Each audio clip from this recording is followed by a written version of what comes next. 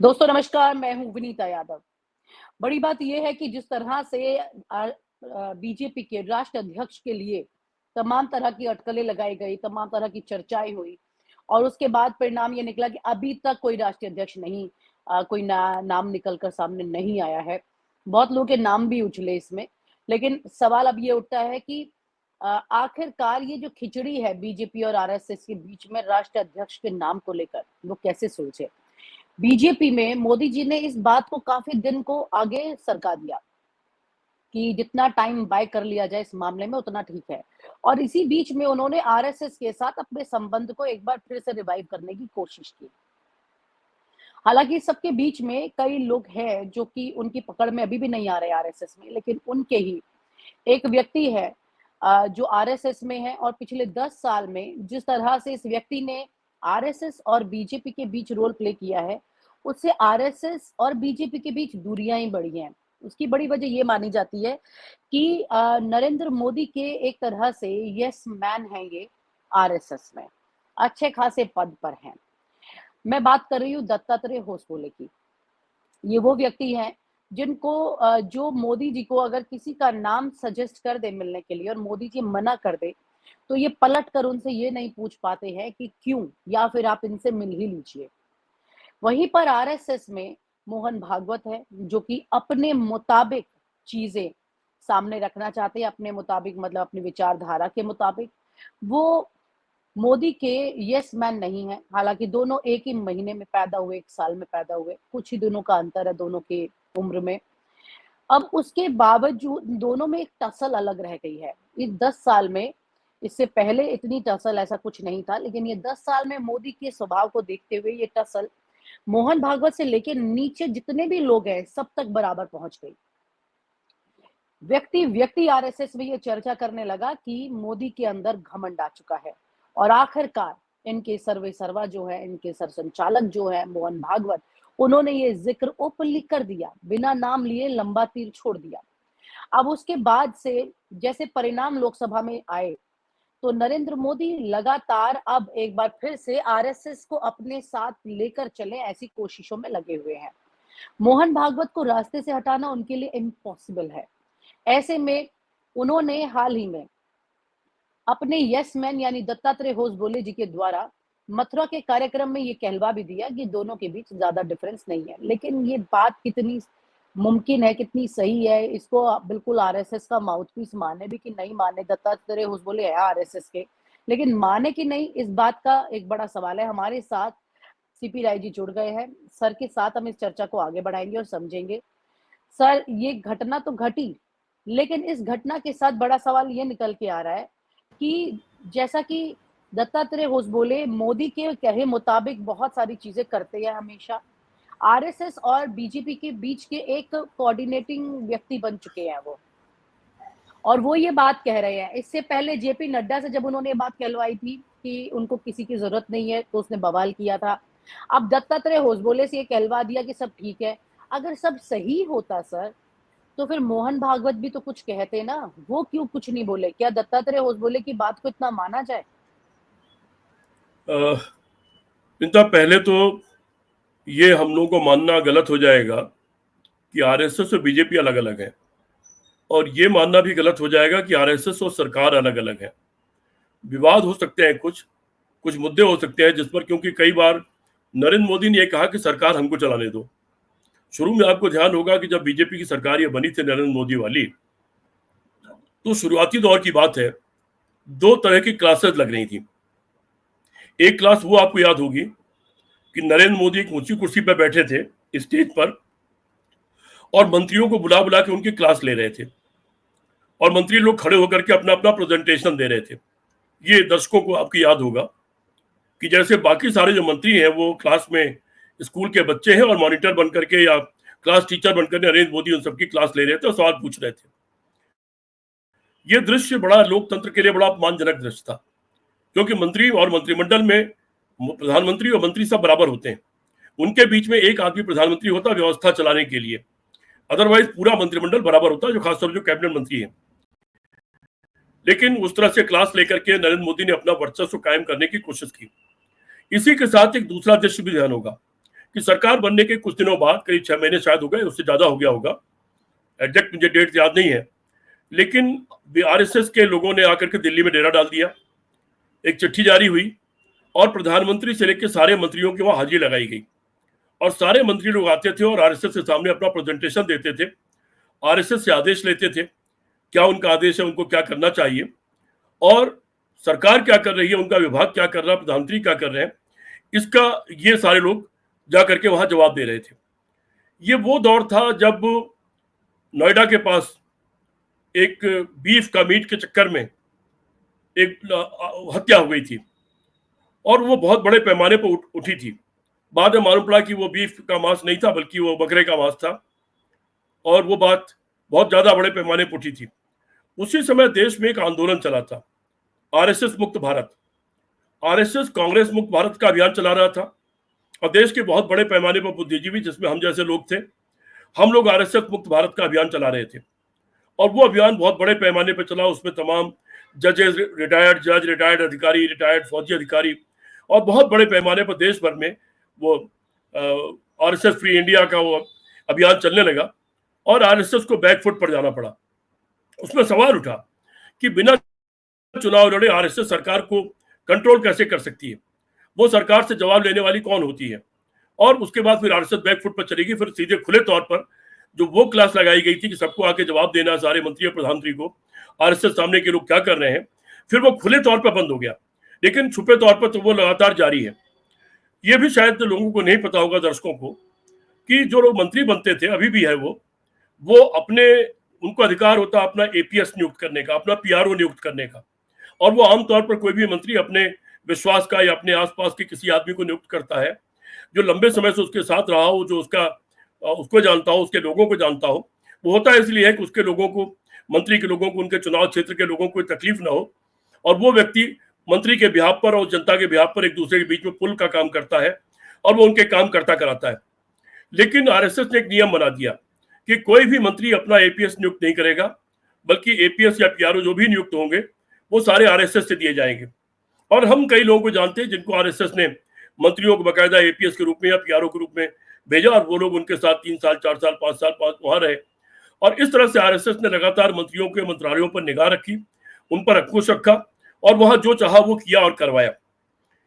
धीरे धीरे हालत ये हुई कि आरएसएस का हस्तक्षेप बहुत ज्यादा बढ़ गया था सरकार में। फिर नरेंद्र मोदी ने शायद ये रुख अपना लिया कि भाई सरकार हमको चलाने दीजिए, आपका जो एजेंडा है, जो आप मोटे मोटे तौर पर बातें करते हैं, राम मंदिर का मसला है तो सुप्रीम कोर्ट में है, फैसला आएगा तो हो जाएगा। धारा 370 हटाने का सवाल है, वो हम हटा दे रहे हैं।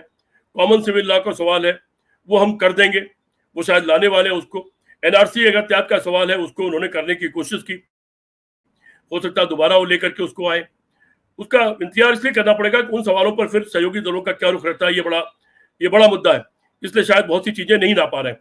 लेकिन आरएसएस ने मूल रूप से जो मुद्दे उठाए थे, जो हिंदू मुसलमान के फर्क के मुद्दे उठाए थे, या जो उसने तय किया था कि हिंदू अलग हो जाए और बाकी सिख को तो खैर वो अलग मानते हैं, लेकिन ईसाई हो या अन्य लोग हो, मुसलमान हो, वो एक अलग माने और वो दोयम दर्जे के नागरिक माने जाए भारत में। तो कुछ इस तरह की व्यवस्था आरएसएस चाहता है। वो उन चीजों की लेकर के सरकार पर दबाव बनाता है। सरकार ने फिर ये कह दिया कि आप ऐसा करो कि आप अपना काम करते रहो और हमें सरकार चलाने दो, सरकार अलग तरीके से चलती है। यहां तक स्थिति आ गई कि जेपी नड्डा ने तो यहां तक कह दिया कि अब आरएसएस की हमको जरूरत नहीं है, अब हम अपने आप में खुद बहुत बड़ी पार्टी बन गए, बहुत सक्षम और बहुत मजबूत पार्टी है। जब ये चुनौती आई बीजेपी की तरफ से और जेपी नड्डा की तरफ से, तब आरएसएस के चीफ को ये लगा कि ये तो हमें ही चुनौती दे दी गई है, हमारे वर्चस्व को स्वीकार करने से इनकार कर रहे हैं, हमारी बिल्ली हम ही को म्याऊं कर रही। तब उसके बाद वो आरएसएस के चीफ, जिनको सिर्फ Z+ कैटेगरी नहीं बल्कि प्रधानमंत्री की सुरक्षा में जितनी व्यवस्थाएं होती हैं, उस तरह की व्यवस्था जिनको सुरक्षा के नाम पर दी गई है, अब वो पता नहीं सुरक्षा के नाम पर सुरक्षा दी गई है या उनको घेर के रखा गया है। ये जो सोचने की बात है, दोनों चीजें होती हैं। कई लोगों को सुरक्षा इसलिए दी जाती है कि उन पर निगाह रखी जा सके, उनकी बातें सुनी जा सके, हर वक्त उनके बारे में जानकारियां प्राप्त होती रहे। कई बार सुरक्षा इसलिए भी दी जाती है लोगों को। तो ये सवाल है कि आरएसएस चीफ को सुरक्षा किस लिए दी गई। लेकिन खैर, आरएसएस के चीफ बीच बीच में इस तरह की बातें कर देते हैं। बिहार के चुनाव के बीच में उनका एक कह देना कि अब आरक्षण खत्म हो जाना चाहिए और उससे बीजेपी को डेंट कर देना, या समय समय पर ऐसी कई बातें वो करते रहते हैं। उसमें मोल भाव क्या होता है, उसके पीछे अंतर्निहित तथ्य क्या है? क्या आरएसएस के चीफ के अपने कुछ काम होते हैं? क्या आरएसएस के लोगों के काम रुक गए होते हैं? क्या महत्वपूर्ण काम जो आरएसएस चाहता है कि जो वो चाहे वैसे ही होता जाए? आरएसएस के लोगों के कोई काम ना रुके, वो चाहे अच्छे बुरे जो भी काम कहें वो सब होते चले जाए, क्या उसके कोई सवाल होते हैं? ये सारे मुद्दे वहां होते हैं। लेकिन फिर भी ये गलतफहमी होगी कि आरएसएस और बीजेपी अलग हो सकती है। ये गलतफहमी होगी कि आरएसएस सरकार को गिराना चाहता है। आरएसएस तो इस बात से डरा हुआ है कि कहीं केंद्र सरकार गिर न जाए, क्योंकि केंद्र सरकार प्रदेशों की सबका हकीम है, ऊपर से वो सबकी मालिक है। एक तरह से अलग अलग होते हुए भी जिस तरह से सरकार चल रही, मालिक बन करके बैठ गई है। और केंद्र सरकार की तमाम जो डोर है, केंद्र सरकार के हाथ में बहुत सारी डोर होती है जो प्रदेश सरकार को चलाती है, उनको अस्थिर भी कर सकती है और उनको मजबूत भी कर सकती है। ऐसे में ये जो हालात हैं, ये थोड़ा आगे थोड़ा पीछे वाले हालात हैं। आपने ठीक कहा, हंस बोले जी मोदी जी के बड़े खास व्यक्ति हैं और उनको मोदी जी ने ही उनको वहां बैठाया है। और जो लोग मोदी जी के साथ नहीं चल पाते थे, वो चाहे किशन गोपाल जी रहे हो, चाहे रामलाल जी रहे हो, इस तरह कई लोग, उनको साइडलाइन मोदी ने खुद ही करवा दिया। अगर मोदी ने उनको साइडलाइन करा दिया, इसका मतलब मोदी जी की आरएसएस तो चलती है, मोदी जी के बिना मर्जी के बिना कुछ नहीं होता है। आपने मुझसे एक दिन एक सवाल पूछा था अध्यक्ष के बारे में, और मैंने आपसे ये कहा था कि संजय जोशी अध्यक्ष किसी हालत में नहीं हो सकते। आप इसको मेरे रिकॉर्ड को नोट करके रखिएगा, उसके कारण थे। मैंने ये कहा था कि हाँ, मिसेस महारानी सिंधिया एक बार को बन सकती है, क्योंकि अभी तक भाजपा का कोई अध्यक्ष महिला नहीं हुई। और महारानी सिंधिया जहां बड़ी जात में, वहां पिछड़ी जात में उनकी शादी हुई है, तो एक तरह वो पिछड़ी जात की भी मानी जाएंगी। तो एक और सीनियर नेता भी हैं और महिला भी हैं, तो मैंने उनके बारे में कहा था। और एक मैंने शंका व्यक्त की थी कि सरकार में चूंकि हैसियत बहुत कम कर दी गई है, हो सकता है कि गडकरी जी अध्यक्ष की लाइन में लगे और वो अध्यक्ष हो जाए। अगर आरएसएस से पूछा जाए किसको बनाना चाहते तो उसकी नंबर 1 चॉइस तो गडकरी जी होंगे, और दूसरा मिसेस सिंधिया भी हो सकती हैं। लेकिन हुआ क्या है कि नरेंद्र मोदी और इनके लोगों ने हंस बोले के साथ मिलकर के ये किया कि अभी 3-4 चुनाव होने वाले हैं, इस चुनाव तक इन चीजों को रोक दिया जाए, चुनाव के बाद अध्यक्ष का मसला देखा जाए। और इसीलिए हरियाणा का जो चुनाव था ये बड़ा महत्वपूर्ण था। हरियाणा के चुनाव में साम दाम दंड भेद सारी चीजों को अपनाया गया और अपना करके हरियाणा का चुनाव जीत लिया गया। उसके ऊपर तमाम सवाल उठ रहे जो चुनाव आयोग के सामने भी जा रहे हैं और सर्वोच्च न्यायालय में भी जाएंगे और जनता की अदालत में भी मौजूद है। हरियाणा का चुनाव जीतने से इनको थोड़ी राहत मिल गई है। ये अलग बात है कि कश्मीर का चुनाव हार करके इनका 370 का फार्मूला इनका सारा किया कराया फौज से, जो ये शासन चला रहे हैं इतने सालों से, वो इनका धराशायी हो गया, धरी रह गई। अगर ये कश्मीर में सरकार बना लेते तो उस पर उनकी मुहर लग जाती, लेकिन वो कश्मीर की जनता ने इनको जवाब दे दिया है कि इन्होंने जो किया उसके साथ नहीं है। अब महाराष्ट्र और आंध्र और झारखंड का चुनाव है। दोनों चुनाव बड़े महत्वपूर्ण है। महाराष्ट्र का चुनाव इसलिए महत्वपूर्ण है कि महाराष्ट्र पूंजी का गढ़ है, बंबई इस देश की आर्थिक राजधानी है और अडानी अंबानी दोनों का कारोबार, दोनों की राजधानियां दोनों का वहीं पर है। वो चुनाव महत्वपूर्ण है। महाराष्ट्र में ही आरएसएस का हेडक्वार्टर अपना है नागपुर, वहां वो भी महत्वपूर्ण है। झारखंड अलग तरीके से महत्वपूर्ण है, लेकिन झारखंड छोटा स्टेट है, महाराष्ट्र पर सबकी निगाहें हैं। जहां तक अभी तक सारी रिपोर्ट आ रही वो ये आ रही कि इन दोनों जगहों पर भाजपा की हालत बड़ी पतली है। इसके बाद भी अध्यक्ष पद का जहां तक सवाल है, इनका जो आपने शुरुआती सवाल किया था, मैंने एक दिन आपसे और कहा था, हमको बिल्कुल गलतफहमी में नहीं रहना चाहिए कि मोदी जी को बाईपास करके कोई अध्यक्ष बन जाएगा। जो भी अध्यक्ष बनेगा वो नरेंद्र मोदी और मोहन भागवत, दत्तात्रेय हंसबोले के माध्यम से इन लोगों की सहमति से बनेगा। जो भी अध्यक्ष होगा उनमें दोनों की सहमति होगी। अगर प्रारंभिक सहमति नरेंद्र मोदी और उनके गुट की किसी के प्रति नहीं होगी तो फिर उनके लोग बहुत तेज हैं। अगर मान लीजिए कि मिसेस सिंधिया को अध्यक्ष बनाना है तो वो लोग पहले मिसेस सिंधिया से बातें करेंगे और ये कोशिश करेंगे कि नहीं, हम भी आपके प्रति सहमत हैं, और इस तरह के हालात बना करके अध्यक्ष बनाने की कोशिश करेंगे। लेकिन हाँ, अगर नितिन गडकरी अध्यक्ष बनते हैं तो जरूर हालात बिल्कुल अलग हो जाएंगे और वो 36 के आंकड़े वाला हालात हो जाएगा। और तब ये माना जाएगा कि आरएसएस कहीं ना कहीं संगठन के द्वारा सरकार पर भी नकेल कसना चाहता है, आरएसएस संगठन को अपने हाथ में रखना चाहता है और आरएसएस संगठन की नकेल अपने हाथ में रख करके नरेंद्र मोदी, अमित शाह को भी कहीं ना कहीं उनके ऊपर भी नकेल रखना चाहता है और इन लोगों को कमजोर करना चाहता है। ये जो एक तानाशाह की तरह शासन चला रहे हैं और पार्टी को भी चलाने की कोशिश कर रहे हैं, तब ये माना जाएगा कि आरएसएस उससे सहमत नहीं है और उसके खिलाफ है। लेकिन जब तक वो नहीं होता, नितिन गडकरी जैसे आदमी नहीं बनते, कोई और बनता है, तो ये मान के चला जाएगा कि वो नरेंद्र मोदी और मोहन भागवत की सहमति से वो बना है और उसके बिना कोई आदमी नहीं बनेगा। जी विनीता। सर, ये अपने आप में बहुत दिलचस्प है इस वक्त जो आरएसएस और बीजेपी के बीच में जो द्वंद्व चल रहा है। और ये द्वंद्व ऐसा है जिसमें घर के अंदर की लड़ाई तो हो रही है लेकिन वो बाहर आवाज नहीं आ रही है। आपने ठीक कहा कि दोनों एक है तो एक घर में ही, लेकिन एक घर के अंदर 2 कमरे बन चुके हैं। ये तो सच्चाई अब सामने आ चुकी है, लेकिन ये 2 कमरे में भी है तो छत एक ही। अनिता एक बात 30 सेकंड टोक दूं। दरअसल हालत यह है कि राहुल गांधी ने जिस तरह पहले दिन से आरएसएस पर हमला शुरू किया, अडानी अंबानी आरएसएस उनके निशाने पर है। आरएसएस पे अडानी अंबानी भी डरे हुए हैं और आरएसएस भी डरा हुआ है कि कहीं गलती से सरकार बन गई इंडिया गठबंधन की और कहीं राहुल गांधी प्रधानमंत्री बन गए तो ऐसा ना हो कि फिर इनके कागज पलटने शुरू हो जाए, इनका रजिस्ट्रेशन मांगा जाए, इनका इनकम टैक्स का वो मांगा जाए कि आपने इनकम टैक्स फाइल किया कि नहीं किया, इनके बहुत सारे हिसाब किताब मांगे जाए, इनसे जुड़ी हुई बहुत सारी चीजों की जांच शुरू हो जाए। आरएसएस उससे डरा हुआ, अडानी अंबानी भी डरे हुए हैं। इसलिए ये सारी ताकतें मिलकर के चाहे आपसी विवाद कितना हो पूरी कोशिश करते रहेंगे कि सरकार किसी हालत में न गिरने पाए, चाहे भले नरेंद्र मोदी ही प्रधानमंत्री क्यों ना बने रहे।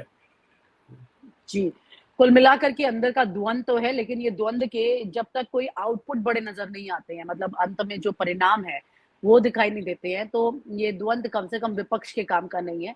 लेकिन विपक्ष ऐसे में इसका फायदा अपना मौका देख के जरूर उठा सकता है, क्योंकि महाराष्ट्र का चुनाव है।